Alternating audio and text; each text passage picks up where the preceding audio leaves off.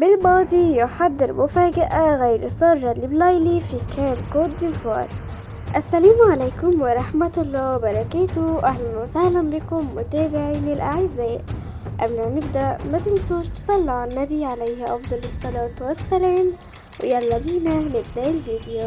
يستعد الناخب الوطني جمال لقيادة المنتخب الجزائري للمنافسة على لقب نهائيات منافسة الكان كوت ديفوار 2023، ومباشرة بعد كشف جمال بالماضي لقائمته النهائية المقرر مشاركتها في كان 2023 والتي ضمت اسم يوسف بلايلي، استهل الكثيرون التساؤل حول مدى قدرة مهاجم العميد على افتكاك ثقة مدربه الوطني.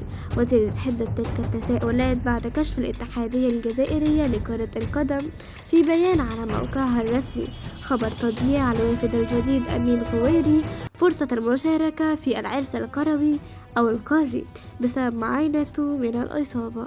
وحصل موقع العربي الجديد على معلومات من مصدر من الجهاز الفني لمنتخب الجزائر ترجح عدم اعتماد مدرب كتيبة الخضر على مهاجمه المدلل بلايلي أساسيا في المباراة الافتتاحية أمام منتخب أنغولا. وتأكد جمال بالماضي من استحالة الاعتماد على بلايلي أساسيا رغم تأكد غياب المتألق في منصب الجناح الأيسر عمورة، بما أن نجم كتيبة العميد يعاني من نقص بدني واضح وفق المصدر السابق.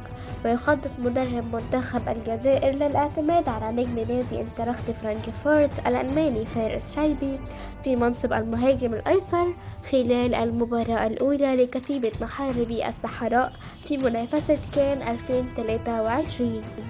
وكان جمال بالماضي قد أشرك شايبي مهاجما أيسرا في المباراة الودية أمام المنتخب الجزائري الأولمبي التي جرت وقائعها بملعب التدريبات في مركز سيدي موسى بالجزائر العاصمة.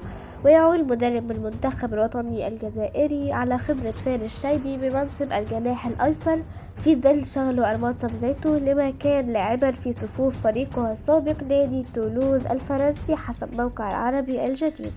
شاركونا رأيكم بالكومنتات والسلام عليكم.